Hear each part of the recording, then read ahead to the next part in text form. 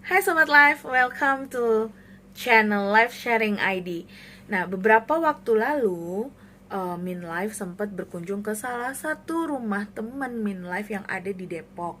Nah, di situ kita berdua asik ngobrol tentang perencanaan finansial atau bahasa kerennya financial planning. Mau tahu serunya seperti apa? Simak langsung di video berikut ini.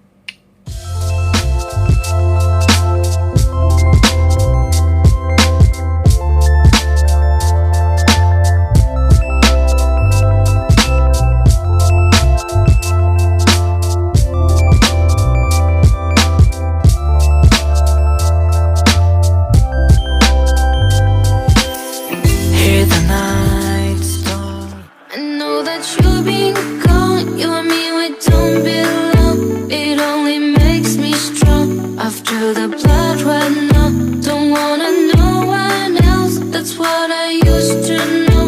Reset my life after you go. Setelah perjalanan cukup panjang, akhirnya gue sampai juga di stasiun Pondok Cina Depok. Salah satu hal yang gue suka dari stasiun ini adalah banyaknya aneka ragam jajanan kaki lima seperti siomay, batagor, gorengan, bahkan sampai dari makanan berat dan kecil pun, makanan berat dan ringan pun ada gitu. Dan akhirnya habis dari situ gue naik ojek untuk sampai ke apartemennya temen gua. Wah, lumayan ramai juga ya, lumayan padat sih menurut gua jalanan Depok walaupun weekend hari Sabtu. Akhirnya gue berhasil ketemu dengan temen gue. Dan sebelumnya kita makan dulu di tea house. Makanannya enak sih, lumayan. Buat gue cuman enak dan enak sekali sih sebenarnya. Tapi tempe mendoannya enak sih menurut gue, sama tahunya juga enak. Kalau untuk sotonya sendiri menurut gue kurang asin karena itu bukan asin sebenarnya. Dan akhirnya kita sampai di apartemen temen gue.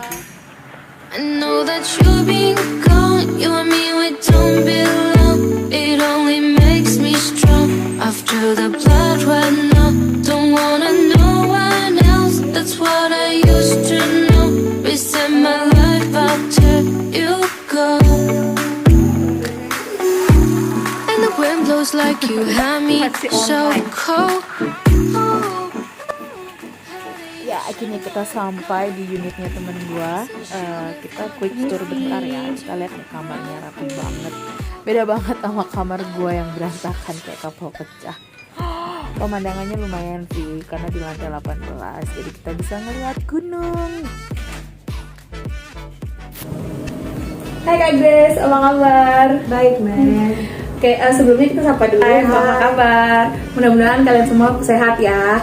Oke, sebelumnya thank you nih ya Kak Grace udah kasih kesempatan Min Live dari Live Sharing ID buat ngobrol-ngobrol nih dengan Kak Grace. Nah, seperti yang kita tahu kan, kita udah hidup berdampingan dengan COVID tuh udah hampir 2 tahun, malah 2 tahun ini ya harusnya ya. Nah, dan itu dampaknya luar biasa ya, dari yang banyak perusahaan gulung tikar, terus merumahkan karyawan-karyawannya, terus ada juga yang terpaksa harus memotong gaji karyawan, ada yang 10, 20, sampai 30%, bahkan mungkin ada yang dipotong 50% ya.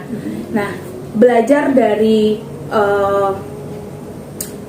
pandemi kemarin nih Kak, dari COVID, apa sih Kak yang perlu kita persiapkan gitu untuk menghadapi supaya terhindar dari dampak baik langsung maupun nggak langsung dari COVID itu sendiri, atau mungkin nggak harus COVID ya, tapi kayak mungkin musibah-musibah yang lain gitu, yang kita sendiri nggak tahu lah ya di masa depan gitu. Jadi kira-kira apa sih yang harus kita persiapkan?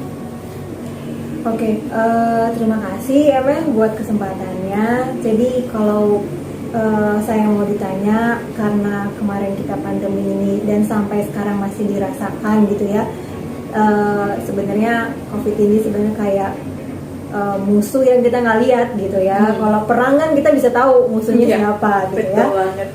Kalau yang COVID ini kita nggak tahu, dan dampaknya ke kehidupan kita sehari-hari, khususnya tadi yang Emen sempat bilang, karyawan-karyawan dirumahkan, di PHK, dipotong gaji. Nah, semua itu imbasnya ke keuangan gitu ya.